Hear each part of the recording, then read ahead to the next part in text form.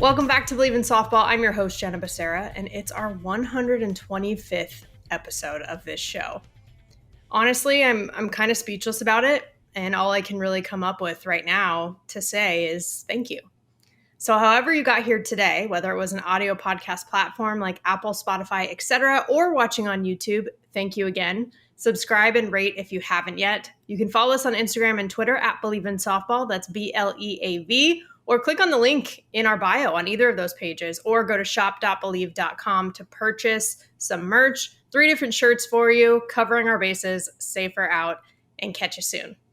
All right, let's go through today's batting order. First, we'll be covering our bases to give you some news and call-outs from around the softball world. Then we'll head into today's interview with Tara Henry. She played softball, she coaches softball, and she covers softball on the media side. She's seen and heard a lot, so I'm excited for you all to hear from her. Then we'll end things with the foul tip of the week, where we share tips to help us get better. All right, let's get started. Covering our bases. BetOnline is your number one source for all your betting needs. Get the latest odds, lines, and matchup reports for baseball, boxing, golf, and more. BetOnline continues to be the fastest and easiest way to place your wagers, including live betting and your favorite casino and card games available to play right from your phone. Head to the website or use your mobile device to sign up today and get in on the action. Remember to use promo code BLEAV, that's BLEAV, for your 50% welcome bonus on your first deposit. BetOnline, where the game starts. First, for us, I'm thinking way back when this show started, but now here we are at 125 episodes. This is wild. And like I said before, it's like the first thing I think about is who to thank, and I call them the board of directors of Bleav in Softball. So that's Bleav Network, of course, for having us. Pretty Easy Podcast for helping us with all the editing. All the guests that have been on this show as well. We have interviewed 95 different people in these episodes. Sometimes more than once. I've had a few people who have been repeat guests. Sometimes the interviews were so in-depth that they needed a part 2. But it is really cool to have been able to connect with that many different people on this show. And then, of course, friends and family for all the support, and especially you, the listeners, viewers, subscribers, and followers. Thank you for continuing to support this show and softball. And actually, I recently was a guest on another podcast, and the host made a comment about the variety of guests and content that we have on this show, like the different levels of softball, the countries, the different conferences, positions that maybe some of the guests played, different ties to the game, different roles. And I actually took the compliment, which is sometimes hard to do, right? And it was a bit of a proud moment for me. And it did make me think back on some past milestones. I remember way back in season 1, the 25th episode was Lauren Lappin, and a Stanford alum just like me. It was really cool to connect with her in this way. 50th episode was Gabby Plain, Olympian, UW alum, as we know, from Australia. 75th episode was Lonnie Alameda, who is absolutely outstanding. We all know her as a coach we see on our screens during the Women's College World Series every year with Florida State. And the 100th episode with Dot Richardson, who is just one of the GOATs and has done it all, essentially. So just that group alone, I got to thinking about it. We got players and coaches. 3 different countries are represented between Team USA, Team Australia, and Team Canada. And if you think about it, with Lonnie Alameda too, she'd been on that coaching staff for a while. The Power 5 and mid-major conferences are represented with the Pac-12, the ACC, the ASUN. They played different positions, pitchers, catchers, infielders. I could just keep going. But now here we are in season 4 releasing our 125th episode. And there's been so much in between all of those milestones. So still got more ahead in season 4, but it was just a nice way to have a moment to just let it sink in and appreciate it. So second, Athletes Unlimited championship season is starting. Both U.S. Pro Leagues are underway once again. A little bit of a break between AUX and now the championship series. The WPF been rolling right along all summer, but they are going to be back in Rosemont for AU at Parkway Bank Sports Complex. Really the home every single time AU softball has competed, except for AUX last year being at San Diego State. And at the time of its construction, we talked about this with Courtney Gano a little bit last week. She spent a lot of time at this facility. This was the first facility of its kind built specifically for women's professional sports in the nation. And I just think that that's so cool. I got to call it out again because it's a big deal. It's a big deal. And then the media nerd in me is excited about this one. So there is a 144-page media guide with bios on players and facilitators, rules, stats, and points, and drafts, and athlete causes, and the championship season review from last year in 2022, league history, records. There's just so many different things in there, so many nuggets to pull out. And I love that. That's part of what I love in terms of the storytelling. And then also just wanted to call out a few late additions to the roster. You got Josie Muffley from Florida State, who's been so fun to watch, especially defensively. Maddie Husky from UW. Courtney Gano talked about it, actually, how it would have been nice to be able to play with her because she just finished her career in college. But I thought it was actually pretty interesting, too, because Courtney talked about how, now it's time to give that spot to the next generation. And maybe you could think of it as Courtney giving that to Maddie. So that's awesome. And then in the circle, we are used to hearing the name Sutherland from Fullerton. She's also a part of AU this season. So that's going to be fun. We talked to Hannah Becerra, one of her teammates at Cal State Fullerton earlier this season. Got to hear a little bit about Sutherland's family, and now we'll get to see her on this stage. The week one captains, Deja Molipula, Alyssa Denham, Haley McClenny, and Shannon Rhodes. They drafted their teams. A few things that were interesting to me. I'm always interested in how pitchers and catchers approach the draft because they already have themselves, right? The battery is so important, but they already have themselves in their back pocket. Denham, I think, did really well for herself, especially in the circle. You got Peyton St. George, shout out to our first interview this season on Bleav in Softball for season 4. Odyssey Alexander, Haley Wagner. And then you also, in addition to that, have really seasoned catchers like Gwen Svekis and Erica Piancastelli. So I think she did a fantastic job. I have no clue how Alicia Ocasio was still available in the 7th round, but good on Deja Molipula for getting her because that's a big get. McClenny, I felt like, had a lot of veterans in the field, but a lot of young bucks kind of fresh out of college the last couple years in the circle. Megan Framo, another Believer. Georgina Korick, Mariah Maison, and Sutherland again. And so I think that's an interesting dynamic that we're going to see play out. And McClenny's also, one of the veterans herself. And a total mixed bag for Rhodes. I think multiple Bruins, though, in that roster led by Rachel Garcia, another Believer. And by the way, Svekis and Piancastelli, they've been busy with Team USA and Team Italy this summer, but also been grateful to have them on the show. So the first games start Friday, July 28th, the day after this episode comes out on the ESPN platforms. You know what to do. Third, back to the World Cup. And this is something that happened literally right before this episode comes out, actually. And it's interesting because right now the Women's Soccer World Cup is happening. And I'm not even that knowledgeable about soccer, but I care about women's sports. And yeah, I feel pretty patriotic, when we're watching these types of events. And it just reminds me of how I think softball can really get there. So quick update on the qualifiers. Just a reminder, we went through this last week, but Group A, USA and Australia are moving forward to the finals next year in Italy in 2024. Hannah Flippen was the most outstanding player, another Believer. We'll get more into this experience in Dublin, also in the interview today. But Group B and Group C, new updates for you. So Group B competed in Valencia, Spain, Puerto Rico, and the Netherlands, 1 and 2 respectively, coming out of that one. And Alicia Ocasio was the most outstanding player. Again, don't know how she was available still in the 7th round for AU, but nevertheless, she's been killing it. 14 innings pitched, 16 strikeouts, 1.00 ERA. She also hit .333 and scored 5 runs. Makes sense how you get that MOP award. Group C in Italy, this just wrapped up. Japan and Canada, 1 and 2 respectively. Ayani Nakagawa got most outstanding player. She hit .500, had a couple of triples, scored 8 runs, really productive. And it was a weird ending too here in terms of weather. Canada and Italy didn't get to play their repechage game due to safety concerns related to the weather, but they had both already qualified. Canada had performed really well, and Italy actually is the host country, so they made it in as a wild card in addition to China. So last time that we saw softball on the Olympic stage in Tokyo, there were 6 teams. 5 of them are going to the World Cup in 2024, to the finals. All the ones who medaled, so Japan, USA, and Canada, plus Australia and Italy. So Mexico is the only team that's not going to be there that was there in Tokyo. But there are 8 teams total in the World Cup in 2024 back in Italy. And this time, Puerto Rico, the Netherlands, and China will be there. They were not in the Olympics, but they're in now. And they're actually all historically competitive institutions. I think it's very cool that they're all from different regions of the world. So I'm very excited to see them on this stage.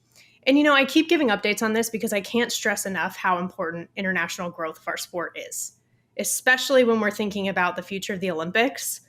We're going to talk more about that in today's interview as well. But back to soccer, look at the attention that the USA women's national team has brought, not just from their performance, winning multiple World Cups, that helps, but also the equal pay journey that they've been on off the pitch. And I Bleav that we have seen at least some of that attention reflect a little bit more onto the NWSL as well in terms of their pro leagues here in the US. And there's a new Bay Area team, for example, that I'm excited about. I was excited when Angel City Football Club started up in LA and was invested in. And I would love to see those types of things happen in California for pro softball teams. I could go on and on there, but you think about even on the men's side, there's so much international star power. For example, let's think about Lionel Messi. Moving to the States, he just started playing in the MLS. That is big to make men's soccer in the US better.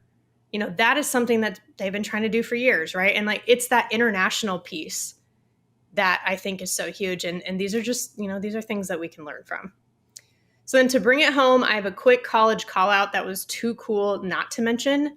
Jordy Ball and Peaches James now have intersecting streets named after them in their hometown in Nebraska. It's Jordan Ball Boulevard and Peaches James Way. How cool is that? And I think extra special now that both are Nebraska Huskers. James was an alum there, one of the best. She was class of 2004. If you don't know, one of the most decorated pitchers Nebraska has seen, All-American, Conference Player of the Year, all of that good stuff. And then, of course, we know Jordy, the back-to-back national champion and recent Women's College World Series MVP. I think hometown sports heroes are awesome. But a lot of times, they're football related or geared towards men's sports or maybe not an Olympic sport. But to see softball represented in this way, I think is next level for us. And someone who covers stories like this and actually participates in events like the World Cup is today's guest. So let's head into the interview.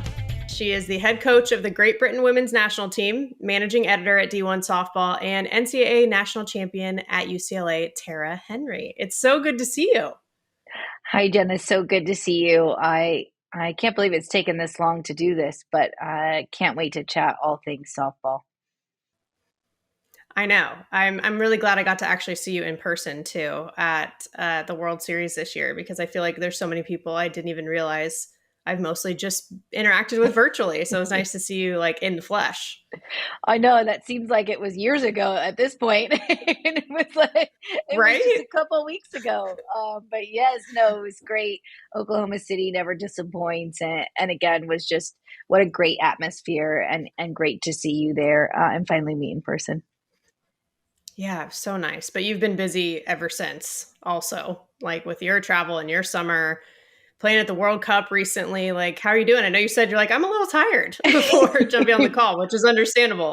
It's funny, Jen. I didn't really realize how long I'd been on the road until, a couple of days ago. I was gone, 40 out of the last 50 days. And I didn't even go back further than that, which I'm guessing it would have been a long time on the road. But yes, what a whirlwind it's been. Was in Oklahoma City for the Women's College World Series, obviously the Sooners three-peat, then stayed after and was in Stillwater. And we had our Great Britain tryout in Stillwater at Oklahoma State, which was incredible in itself. And then had about a week at home and then headed off to London and went to London and invited the Oklahoma City Spark to play the first ever professional game in the country, and then headed over to Dublin for the WBSC World Cup Pool A in Dublin, Balbriggan, Ireland. And so, yeah, it's been quite a whirlwind, but just incredible summer, and my heart is full. It's been a great ride, and can't wait to see kind of what we've got going moving forward. How cool is that? You have tryouts in Oklahoma, and then you invite OKC Spark over to the UK to play them. That's pretty cool. Little full circle action there. I like it. It it was really a lovely experience. I know it was a quick turnaround for the Oklahoma City Spark, but I think just forging those relationships to be able to have a GB softball partner with Oklahoma City Spark, and they really made us better. And I truly Bleav that seeing a Donnie Goborn in the circle, and facing the likes of Jocelyn Allo and Sydney Sherrill and Falelua, being on the other side, and can't say enough about Amber Flores and what she's doing with that team, and Tina Floyd, the owner. It just 2 days for the Spark to be there. It was just incredible, and I know the excitement around softball in Great Britain.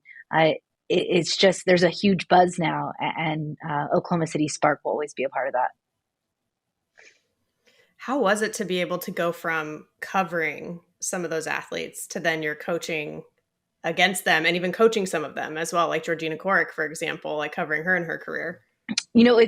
It's actually quite a unique experience, and I think sometimes when we're in something and hyper focused, obviously on the media side and covering the sport, we have a macro view of what's happening in Division I softball, but then to go and coach an athlete like Georgina Corrick and just see her at her craft. She's her ability to pinpoint the ball and really make pitches move is she's one of the best arms that I've ever seen and coached. And to be around an athlete like that, and she's incredibly humble, and she's done so much, not only in the college level, collegiate level, but in pro and international. But what was really cool is just to be back on the field again and lead a group of strong women to have a few victories. And I do Bleav their goal was to shock the world. And I think we did that. And I think I couldn't be more prouder of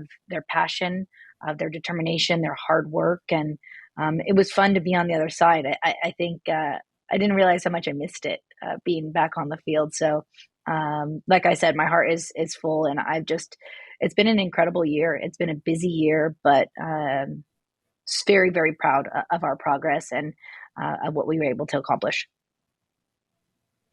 I think you did shock the world, but I get the sense from just sort of the themes that I've seen from your team that you might not have shocked yourselves, if that makes sense. Like, you guys knew what you were doing and the hard work you were putting in. And I love the hashtag why not GB, for example. So to see you then get third place in Dublin, and I do think you really made a statement, and it was really, really fun to watch.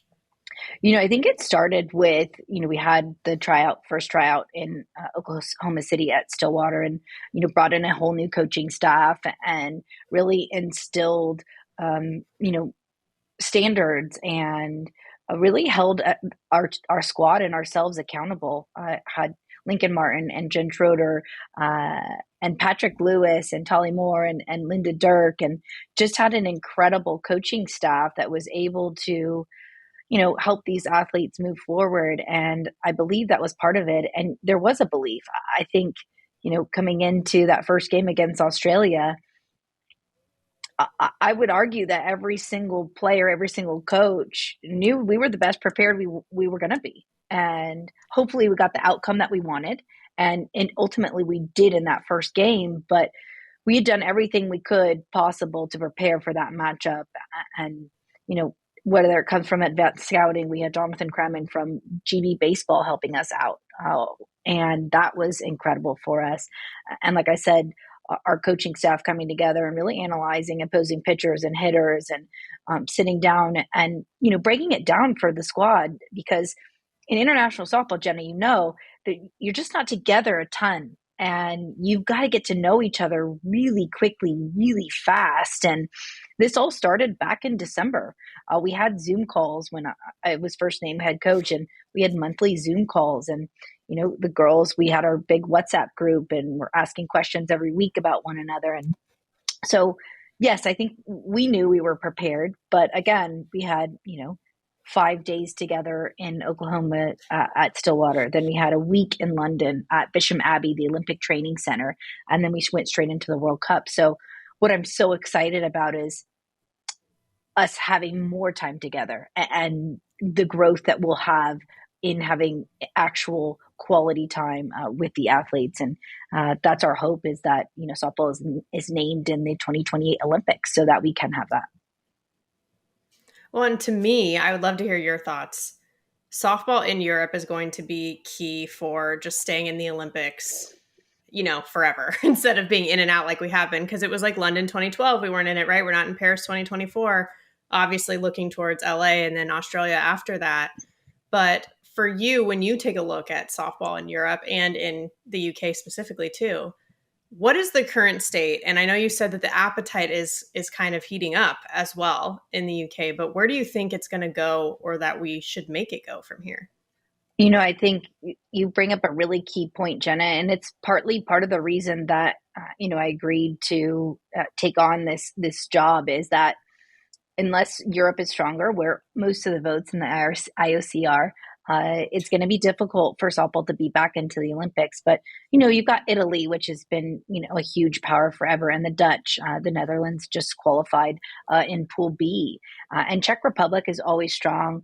And so for Great Britain to emerge and have an arm like Georgina Koric, and, have our center fielder, Kendall Scott, who, not a name that everybody knows, but she's just an all around athlete. And we've got all the pieces to the puzzle. So when you're taking a look at Europe, it is building up the strength of all the nations in Europe. And, it's great that the USA is strong. It's great that Japan is strong. But I think our real work is in Europe. And I hope that, people talk a lot about wanting softball to be back in the Olympics. And I urge those that say things to go out and maybe actually do a couple things to help this process along.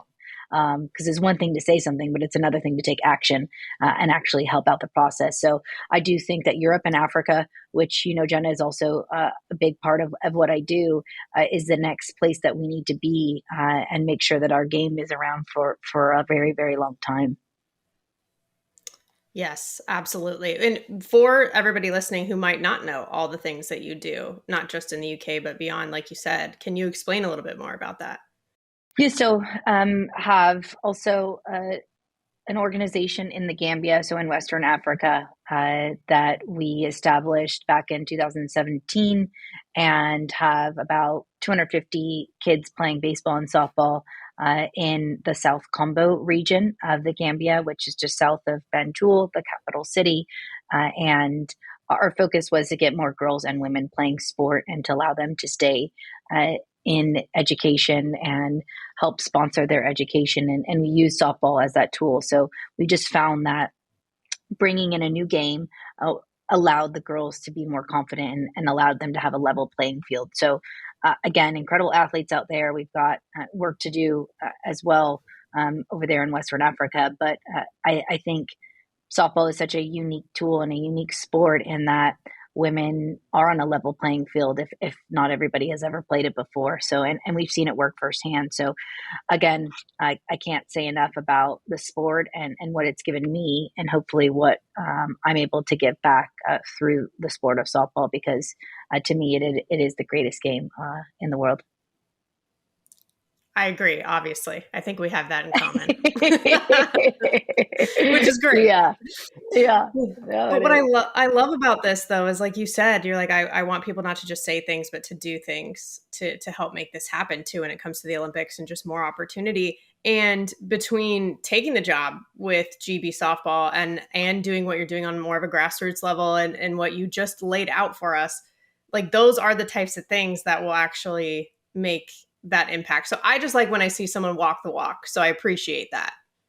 Thanks. I think at the end of the day, we're all trying to just, move that needle, and any little thing that, we can do to help move that is so important. And the people that I've met through this sport, like yourself, Jenna, I think it's just a unique experience, and having people around the world that you can lean on and talk to and have advice from. And, I've got a great friend in Croatia, and Petra, and still talk to her weekly. I've got, friend in New Zealand, in Stanley Doney, and I've got people all across the world. And I think that is what is so incredible about international softball. And I hope that more people can get involved because they'll be able to have great experiences that I've had.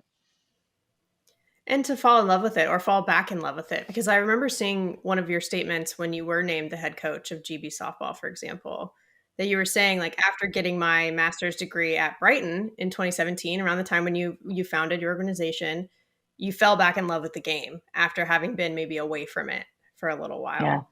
So you've touched on it already a little bit, but how? How did you fall back in love with it?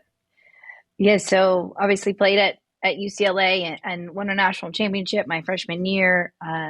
Played at the highest level, played for Swingquist, just an incredible human being and still a mentor to this day and someone that I look up to. And then when I was done, I was burnt out, Jenna. Honestly, I had played for a really long time and I just kind of fell out of love with the game. And I went into real estate. I became a real estate agent and was a leasing agent, managed 2.5 acres in Santa Monica.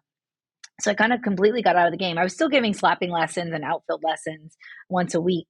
But other than that, it just, for me, I needed a break. And when I went back to school and got my master's degree at the University of Brighton on the South Coast of England, I really did. I really fell back in love with the game. And it wasn't about high performance. It wasn't about elite sport. It was about the power of sport and how we can use sport for good. And my degree was in sport for international development and peace, and how we bring people, societies, countries, nations together through sport. And that's when I fell back in love because I saw it from a very different lens. It wasn't about winning. It wasn't about, being the best. It was about bringing people together. And to see it work firsthand, I worked for an organization called Football for Peace and went to Northern Ireland and worked with Protestants and Catholics and using football or soccer and bringing those children together through that game. And then did the same thing in the Gambia, and that's why we started in the Gambia, using the power of sport to bring people together. And so I did fall back in love with it, and I had such a different perspective and such a different lens. It was no longer about, training 8 hours a day and lifting and running and being the best and competing at the highest level. It was about how can I use this sport, this incredible game, to make one person smile or to help give education to another girl that needs it, or bring two people together that would probably normally not like one another or in warring tribes or communities. How cool is it that they're now together singing the same song on a bus ride? So it was just a full circle moment. And I think since then, it's been really clear about my goals and passion and development is at the core of who I am. And so Great Britain is really has a really special place in my heart, and it will for the rest of my life. And it did. It made me fall back in love with the game. That's so beautifully said.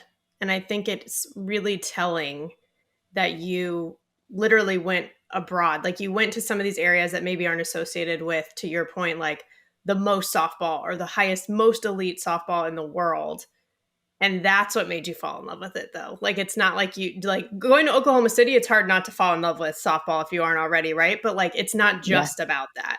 And I think your story is really telling in that way, which is really, again, beautiful to see.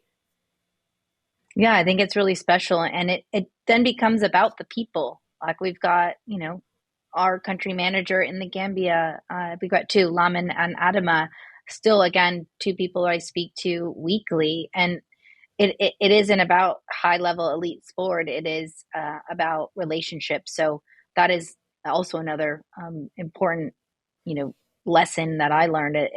Life is all about relationships and how you, you know, foster those relationships and feed those that are important and grow. So yeah, it's been quite an experience, and again, just feel very lucky and blessed to be where I'm at today. Well, I think it's important for younger ones too to hear, for example, it's like you won a national championship, right? Like, so you were at that sort of peak stage but this is still your main takeaway. You know what I mean? It's just a good grounding sort of reminder and exercise maybe for all of us in that way. Yeah, and I was just explaining to the girls after our loss to Australia, the second game that we played them. I was like, listen, there's not a ton between winning and losing.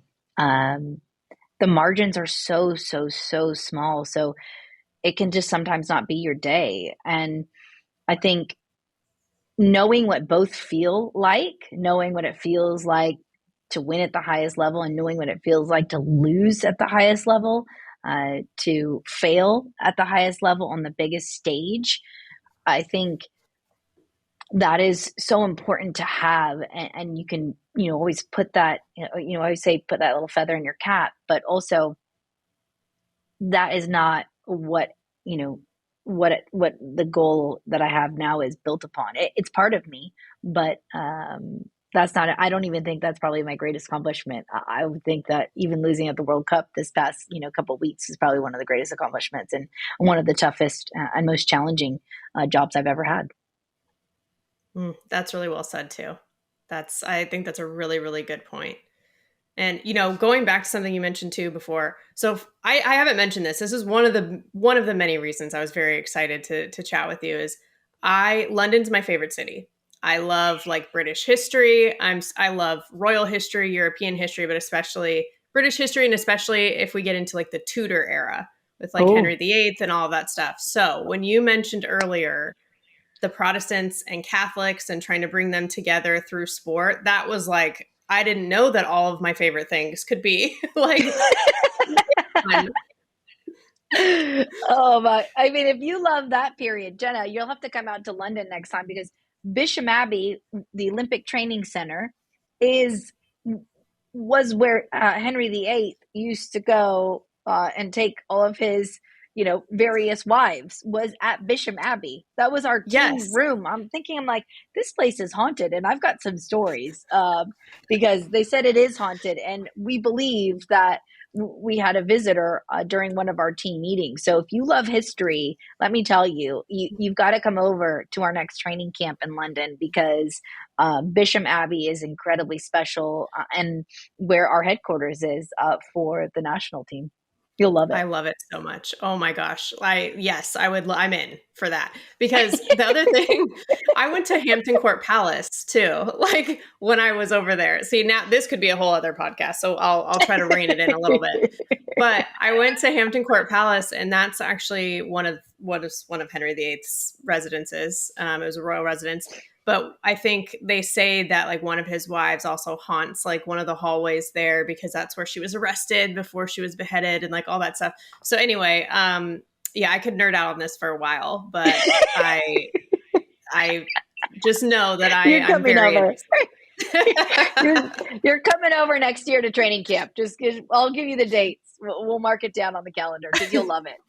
And that's probably one of the coolest things about being able to be in London and train in London is the history and, sharing that history and going through that and literally having a team meeting in the Abbey. It's incredible. And you can't obviously get that very many places. So, again, if you're a history buff, you've got to get over there. Got to. And to your point, that's true in terms of history across all of Europe. So yes, it's like the more we can bake softball into that experience, I mean, amazing. That's just an amazing experience as well for everybody involved. Oh, 100%. Yeah, the just and I think in looking at Europe and we can talk about this for, hours and hours, but figuring out how, we forge that cultural relationship and maybe, teams like Alabama are over in Italy right now. Like that's Yes. exactly it. And not only is obviously Italy benefiting from scrimmaging Alabama, but Alabama is benefiting. Those kids are never going to forget that experience and traveling to Italy. 100%. And I remember having Erica Piancastelli on the show.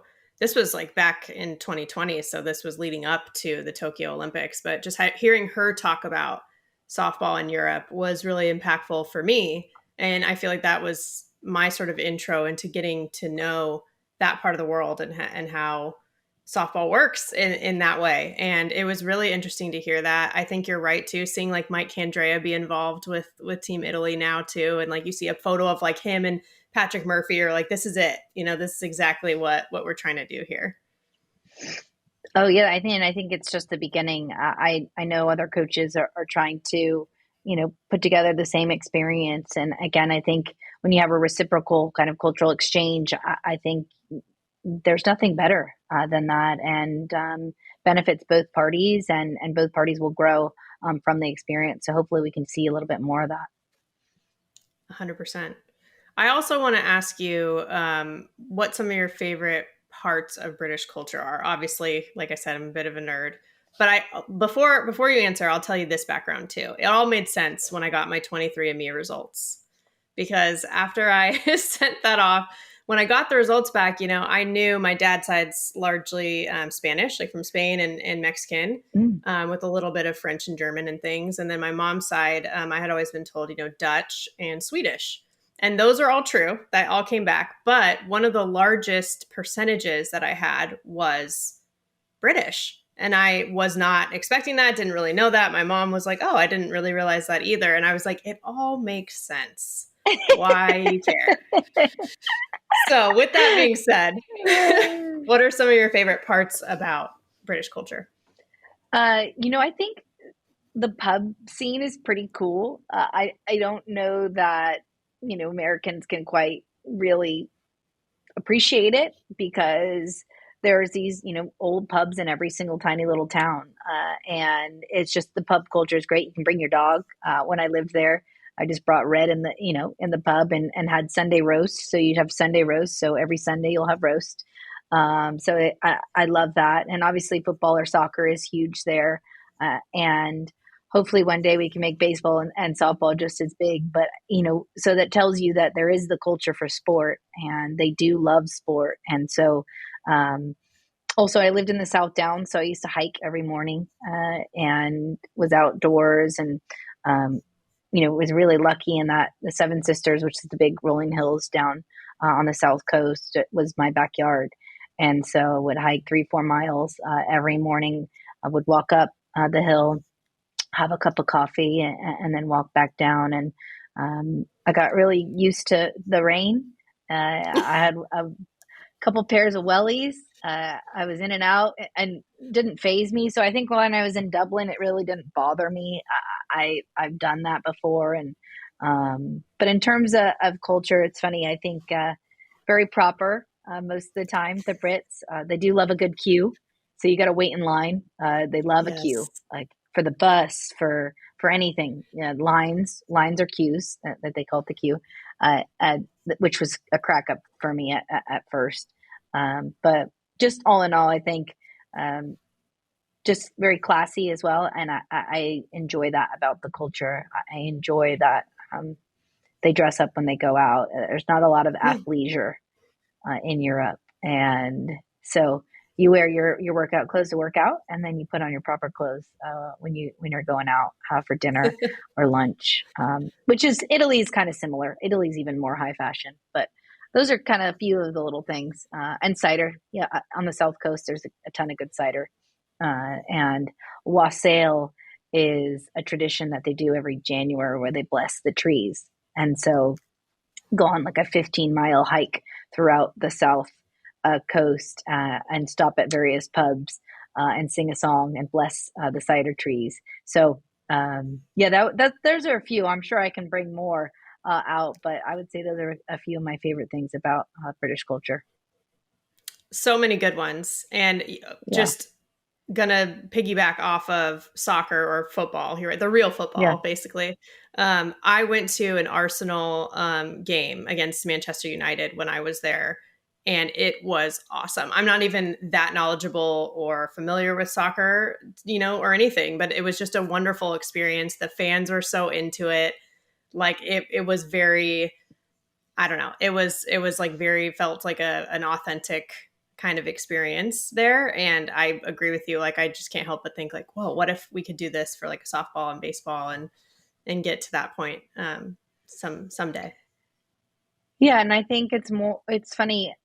someone asked me that question, how does it happen? I said, to be honest, like you don't drive down the road and see a softball field or a baseball field. You don't think about that here. When you drive down the street, you see, baseball, softball field, maybe, every 5 miles or so, they're everywhere, and there are no fields. So I think that's the visibility part is important. And again, I also Bleav, top down and bottom up approach. It's kind of got to be both sides. So obviously the national team has to do well in order for their, to be exposure to the sport. But then you've also got to have grassroots development. And how do we get softball into more schools? How do we get more PE teachers teaching, they call it striking games over there. So, cricket or rounders, or softball and baseball. But how do we teach those teachers about the game so that they're the ones actually teaching the kids how to play softball and baseball? So just so much that can happen. But again, I think the visibility and exposure, and that's why having success at the World Cup was so important, because I think it opened up some more eyes in the country, and hopefully, again, will allow us to have more resources and investment in the women's national team to help promote the growth of the game. You're so right about the facilities, because even noticing, for example, at the World Cup stage in Dublin, like you guys were playing on, a converted soccer field, right? Or it looked like a soccer field to me. Rugby. Yep. Rugby. Rugby Okay, field. there you go. And, it's like, it'd be awesome. And we've been told in the past that like, that's sometimes a factor with the Olympics. It's like, oh, we don't want to build these facilities and then not use them. But it's like, but if they're going to be used, like that takes that aspect out of it. And I think, playing on all weather surface is not a bad thing. I'm all for playing on turf.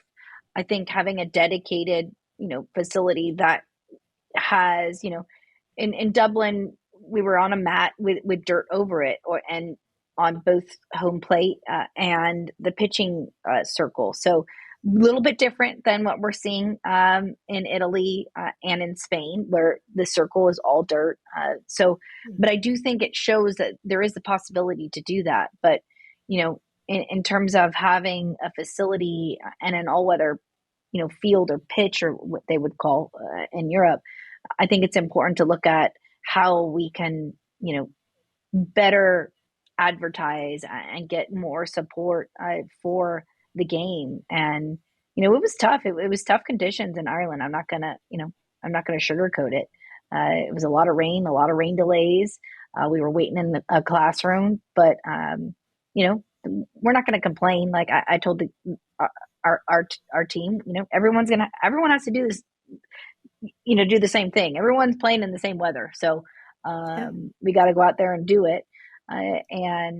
But I do think it is the next way forward, and figuring out how we find that blueprint or map to make sure these all weather fields can be converted to softball fields is really interesting. And I think good for the game. And I ultimately Bleav will help the growth of the game in Europe as well.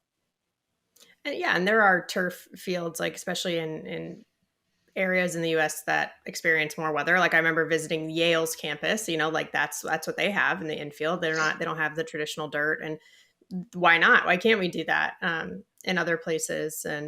But I agree with you on the weather too. It's one of those things, like we chose an outdoor sport, right? And even Oklahoma City in June, how many, rain delays and storm watch and all of that stuff. It's just part of it. And that's just is what it is. I think it was monumental in Dublin, hosting the World Cup, and it did showcase and show that we could do it on an all-weather turf. Would I have changed some things, Jenna? Yes, absolutely. But again, I think it's a step in the right direction, and I do Bleav the WBSC is trying to expand the sport and allow other nations to host. But again, you've got to adhere to the proper protocols. But I'd say we're going in a step in the right direction in terms of getting more nations the ability to host.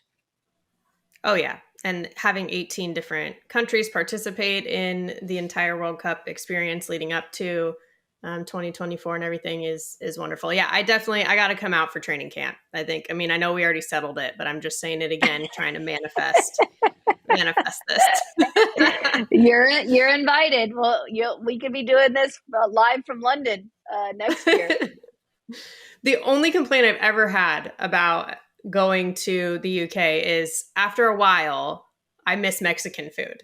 And that's just being a California girl, right? But I've also experienced like a lot of other amazing food there. Like the Indian food is fantastic. Everyone that I talked to before I went for the first time, this was back in like 2017, was like, you have to go to Dishoom. Dishoom is like one that you have to go to. And I was like, these are people from a bunch of different groups that are telling me the same place to go. And I went, it was the only place I went more than once. And I went to more than one location when I was in London. It was fantastic. But that's a side note.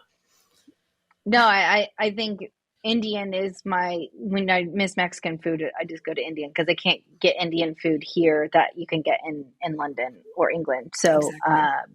yeah, I would have Indian food twice a week when I lived Yeah. over in London, and so that was kind of my substitute in missing Mexican food. But I cooked it at home but also it's hard to get stuff over there in terms of even cooking Mexican food. But there was a nice little place that opened up in Eastbourne, the town I lived in, and the chef there, he served some pretty good Mexican food, so I was pretty lucky. Yeah. That's key. It's a key to happiness right there. Yeah, I love it. It's so funny. Well, like I said before too, it's such an interesting experience, and you talked about how unique it is to have the coach's hat on. Obviously, you were a player as well, but to be currently still coaching and covering softball on the media side, like you do with D1 softball. What was it about the media side specifically that you were like, yes, this is a way that I want to stay connected to this sport? Well, it was interesting. So when I moved back from Europe, I'd gotten back home to Southern California and was trying to figure out, kind of what I was going to do, and got a call ultimately from Kyle Peterson, who started D1 baseball, and said, "Hey, um, we want to start D1 softball. Would Your name's been thrown around? Would you want to do it?" And you know, I just done my master's thesis on gender inequalities in European softball, and was looking at women's sports from a media perspective, and how important it was to shine a light on women's sports and incredible performances. And I thought, hey, this is a great way to do that. It kind of just happened kind of organically, and since then it's been a very fulfilling and obviously a lot of hard work. But I think what we do at D1, I couldn't be more prouder of our staff, and Rhiannon Potke and Graham Hayes and Brady Vernon and Kelly Higby, and what we do in covering the sport as best as we can, and really highlighting incredible performances and athletes and teams and players. And so in looking at from the media perspective, I wanted someone to come in and do it the right way. And I pride myself and our staff. I think we pride ourselves in doing things the right way and doing things with integrity, and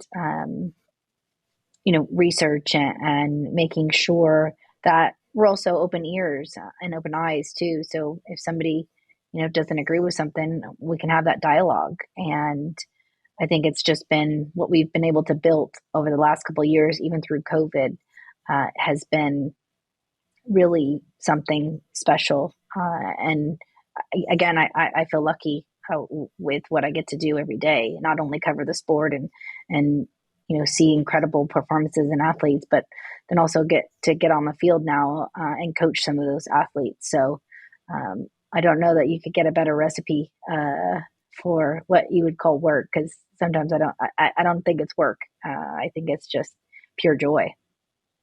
Mm. Yeah, that is the goal, right? That is the goal. And, I've told you this before, but to say it on the record so that everybody knows, I love what you guys do at D1 Softball. It helps me a lot in my job, to stay up to date on everything going on. Whether I'm in the middle of a broadcast, I'm trying to keep up on the score tracker of all the games that are going on, or whether it's just trying to keep up on kind of the more human stories as well of a lot of the players across the country. Like, it helps me constantly. So like, I've been a subscriber for a while, will continue to be, and I appreciate everything that you all do. Especially got to give a shout out to Rhiannon Potke. You mentioned her. She's been on the show before. She's from Ventura County near me as well. And then I did get to meet Brady Vernon as well in person at the Pac-12 tournament. So I just want to give them Cool. a little Oh yeah, they're incredible. We wouldn't be where we are today without the entire staff, and everybody's just, you know, brings a unique kind of piece to this team. And like you said, like Ree's been here since the beginning. It was just Ree and I for a while, so we've been in the trenches for a long time together since we started it back in 2019. So yeah, we wouldn't be running like we are if it wasn't for Ree and Brady, and then of course the incredible Graham Hayes, and when he jumped on board and we were able to get him, just like you said, that storytelling piece, and his ability to find these small nuggets that no one else can really find across the country is just, we call him Graham's goodies. I don't know if I'm going to get in trouble for saying that, but he finds all the little tidbits. I know they do Shag and Stats over on 7 Innings podcast, but I'd argue a lot of that stuff comes from Graham, to be honest. I think Graham's finding a lot of those stats across the country. So yeah, can't say enough about the staff at D1, and excited for the next season. We're going to hopefully have some new stuff coming up too as well. Yeah, I can't wait. I can't wait to see all that you guys do. And yes, I remember when Graham was with ESPN, just loved all the story. Every story I've ever read that he wrote, I've enjoyed. So when he did jump on board with you all, I was really excited for you and for him, because I just felt like it was good for all of us. It's like great to have someone like that in softball, and like your whole staff, as you mentioned.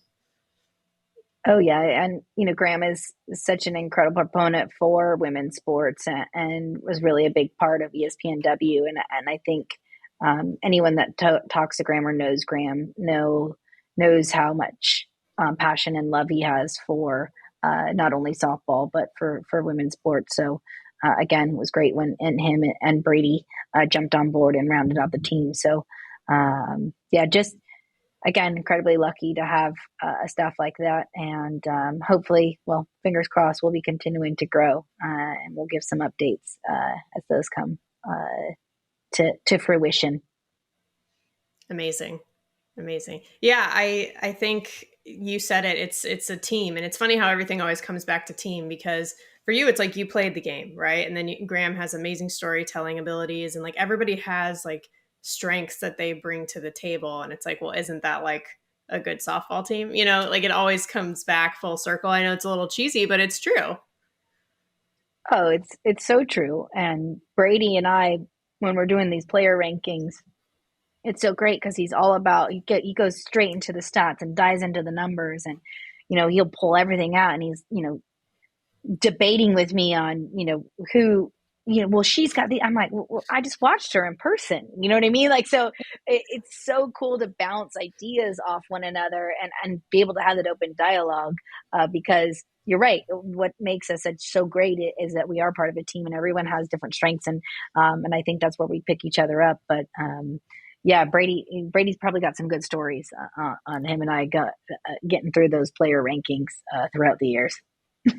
Oh, I'm sure that is an entertaining process. Player rankings, even just the top 25. We see everything on Twitter, right? We know everyone's got opinions, but I think that's a good thing. The point is the conversation, right? So that's, I think, what it's about anyway. Oh yeah, I mean, at the end of the day, when you've got people that passionate about our sport, I'm never going to complain. And I love that they get fired up. I'll fire off a few if I think people aren't being nice or attacking me personally. I'll fire off a few.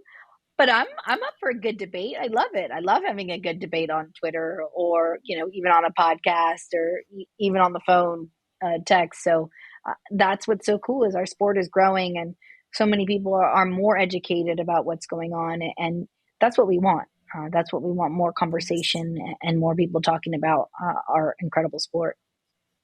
I completely agree. People have asked me before, like, well, if a new softball podcast comes out, like, are you a little nervous? Are you thrown off? I'm like, no, I think it's fantastic, because the point is if that many people want to talk about softball, like, yes, that is the point of this. So, you know what I mean? How many football, like, American football and soccer, like podcasts Yeah. exist, right? It's like, well, great. Like let's keep going with softball. Like that I'm totally with you on that. That is definitely the reason for everything.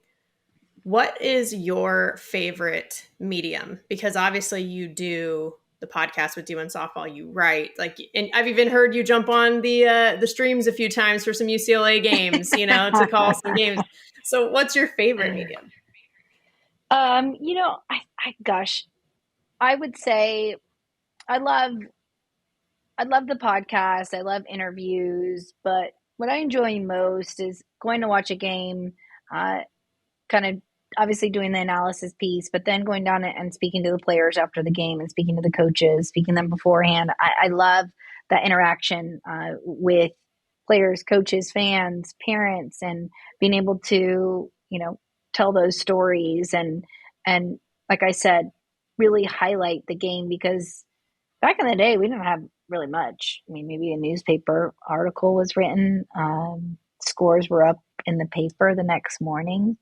Yeah. So I don't know. I love the player interviews, post game player interviews. I think that's super fun because it's pretty real and raw, and right after the game. Those are probably my fave, and they're quick and good, and get to go down and have a good chat. So that's probably my favorite part of what I'm able to do. And again, seeing a bunch of people that you've known forever on the field and off the field and all that fun stuff. So again, I think it's the relationship piece, um, being and having and growing those relationships throughout the season and the off season. Just was at PGF yesterday, saw a bunch of coaches, and so it never stops. And that's the fun part is just being around good people.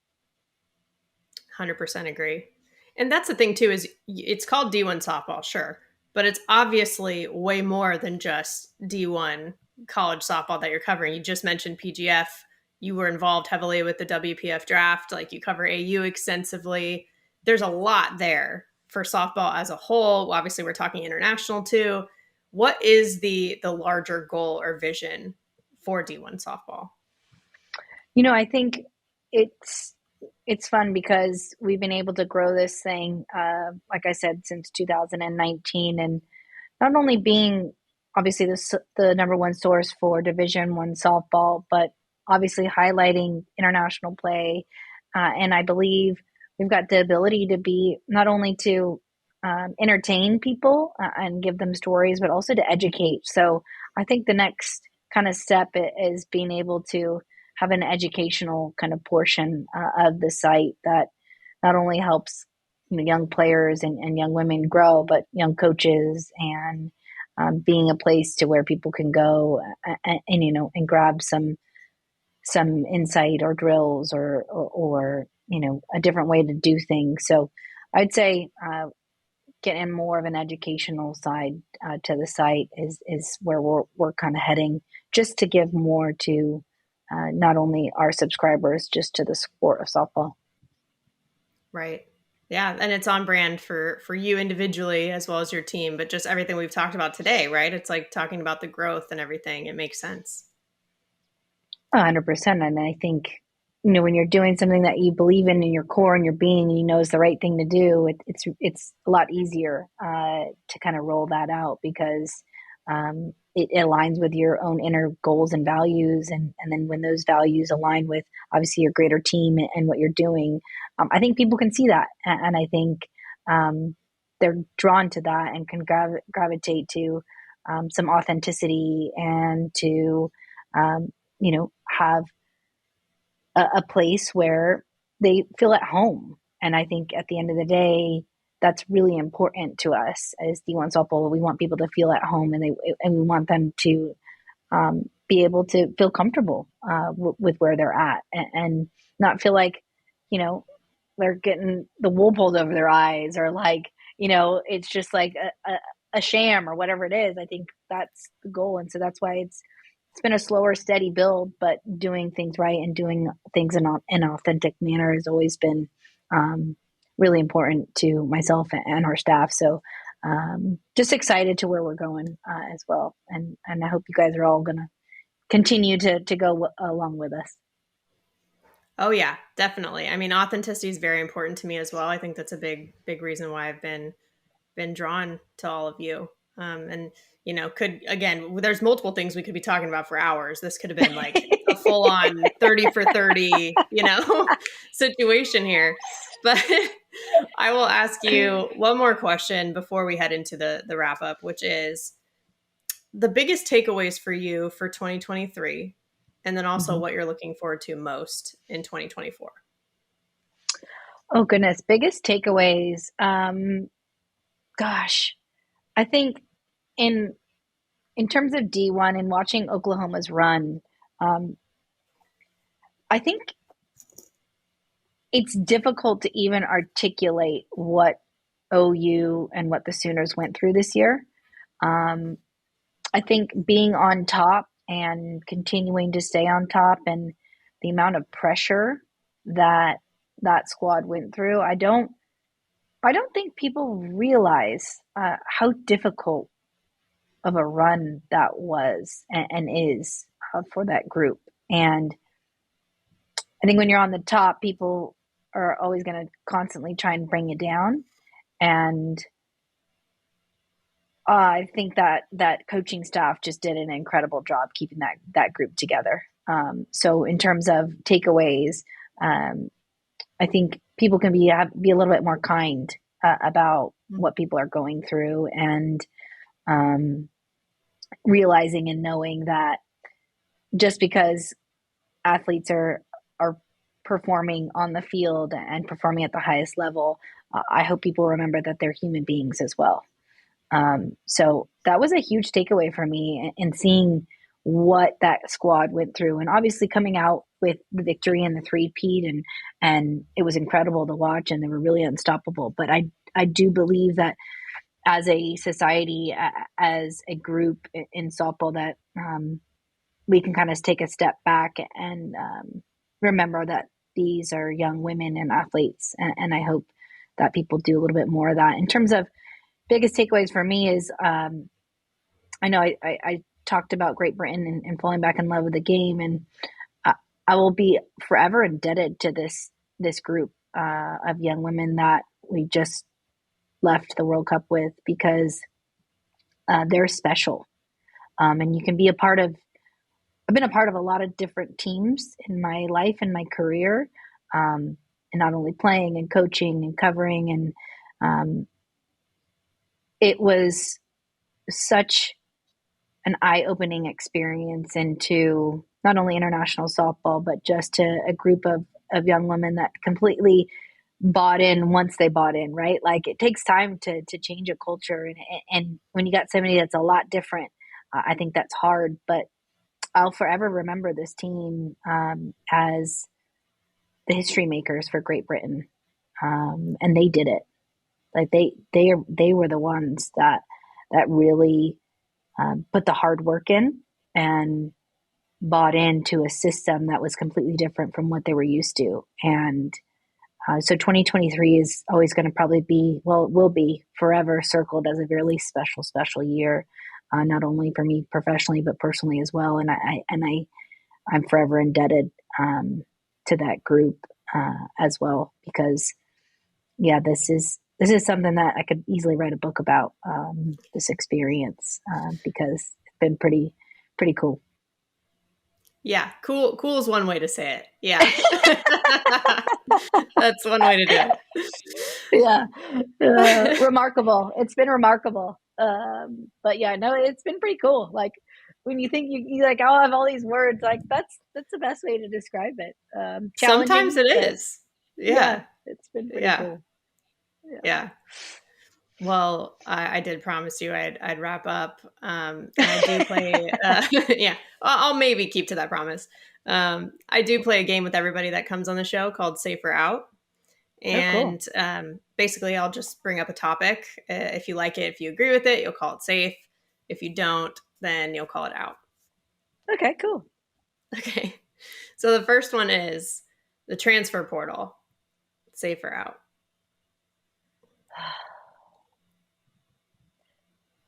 Safe. Took me a Okay. while to answer that one. Yeah. What was going through your head? What was going through your head? Well, old school Tara, like back in the day, Tara would be like out. No, like you don't leave. Just don't leave your program. That's not just what you do. But I understand now how important it is, and it can change the life of an athlete if you know they're not in a position or in a place that's good for them. So I think it's safe because it allows people to thrive. Do I think it's a little crazy? Yes, but if I was to choose one or the other, I'd say it's safe. Yeah.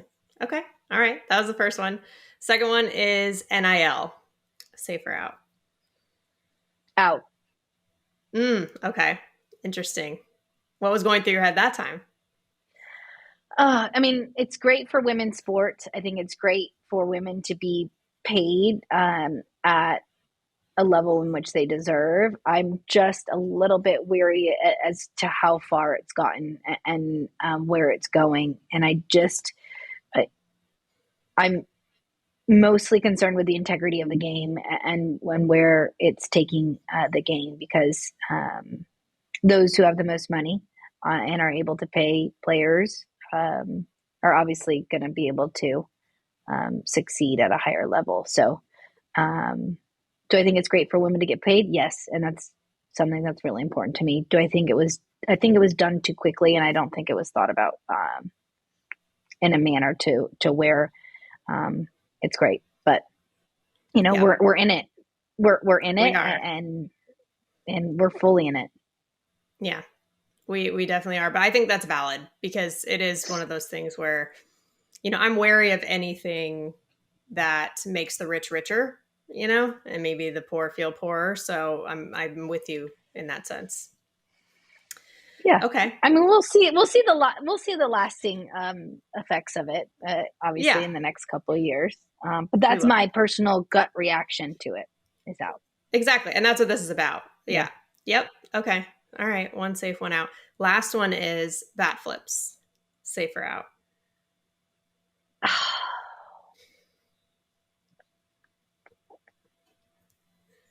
Out. Um, I understand them. I think they're great for certain teams. Me personally, um, I was not a player that celebrated a huge amount. Went about my business, got work done. When I got a hit, when it was a double, a triple, I had one home run in my career, inside the park home run. Um, I I was doing my job, and I come from an old school, train of thought. Now, do I think players these days it's great? Yes, because it can fire teams up. Me personally, just not my style. Yeah. It just is never my style. I never got it. But players these days, like if a kid wants to do it, I'm okay with it. Just back it up. Like if you want to do it, Yeah. back it up. Like I'm totally Yeah. fine with it. If you can back it up, you can bat flip all you want. Yeah. But the second you can't, then I'm like, oh, you can't be bat flipping anymore. Like, Fair. like if you can back it up, fine. You can throw that bat as far as you want. But me personally, I wasn't hitting the ball out of the yard, so I didn't get a bat flip a lot. So I don't know how fair it is. It's funny you say that. I think when I asked Victoria Hayward this question, she was like, I'd probably rather bat flip like a really nice bunt than Yeah. like a home run, or something. And I Yes. was like, fair. Oh, I'm totally on that page with Vic. Like I'm totally like a beautiful butt. Yeah, I would love if I had time to bat flip what like at that same Right. time. But yeah, Yeah. no. If you had time. Exactly. Yeah. No, Yeah. I don't think of all the UCLA alums that I've had on the show, I don't think anyone has said safe for bat flips, which is interesting. Because like of all programs, talk about backing it up, but at the same time, like that is more of the style. It seems like the culture. So it's interesting. Oh, that is funny. I'm not surprised though, Jenna. I'm not surprised I'm that not either. I'm not surprised, and I'm glad that I kept the streak going. Yes. Yes. Consistency. We like it. We like it. Well, thank you, Tara. This was so fun. I'm really glad we got to do this. I agree with you. I don't know how it took us this long, but we did it. So I'm thrilled. Thank you for joining again. I know. I don't know why it took us so long, but had an incredible time. Always love talking softball, but mostly love talking about international softball and all the great things that are happening across the world. And thank you for all that you do, Jenna, for the sport, because it's people like you that help us keep moving, and can't thank you enough for everything you do for softball. Oh, well, thank you. And the feeling is more than mutual, I will tell you. We'll have to get you on D1 podcast once we start back up heading into Yes, season next year. I'm Yep. in. I'm in. Let's do it. It was a good time chatting with Tara. I think, like we both said, the people that you meet and that you get to connect with because of this sport are really the best part. And yes, I was obviously very excited to talk to her about British history. I started looking into all the books that I have on my shelf about British history. I won't bore you all with that any further, but I'm serious that I might actually have to take her up on going to GB's training camp next year. So with that, let's transition to the foul tip of the week.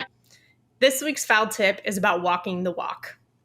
Like I told Tara, I feel like she is such a good example of this, because we all say that we want softball to grow, but she's actually out there doing it. Coaching, media coverage, volunteering. She's a busy lady, but being busy doesn't always mean that you're productive unless it's meaningful work. And hers is. And when she said that she hopes that people won't just say something about softball getting back to the Olympics, but actually do something about it, you believe her, because she's not just saying something. She's not just doing something. She's doing many things. And I think this goes back to authenticity, which we talked about as well. It's really hard to feel like someone is being authentic with us when they don't practice what they preach. And it's hard to even feel like we're being authentic with ourselves when our words and actions don't line up. So let's align them. Technically you could do this in a couple different ways. Like, I guess we could just stop talking about it so there isn't any pressure to do anything about it. Or we could start doing what we're talking about if we're not already. And it's obviously the latter that's gonna do it. I mean, by taking action, we get better, people around us get better, and the world gets better. And it's a pretty good deal. And I think a good reminder from Tara. So that's it. Walk the walk. That's the foul tip of the week. You've been listening to Bleav in Softball, part of Bleav Network and presented by BetOnline. The show is available anywhere you get your podcasts, wherever you listen, including Bleav.com and YouTube too. Subscribe to the show, rate the show, and if you liked it, write a review for it. Follow us on Twitter and Instagram at Bleav in Softball. Again, that's BLEAV. You can reach out to me personally on Twitter at Jenna Becerra01 and Instagram at Jenna Becerra as well. Thank you for tuning in for 125 episodes, and we will catch you soon.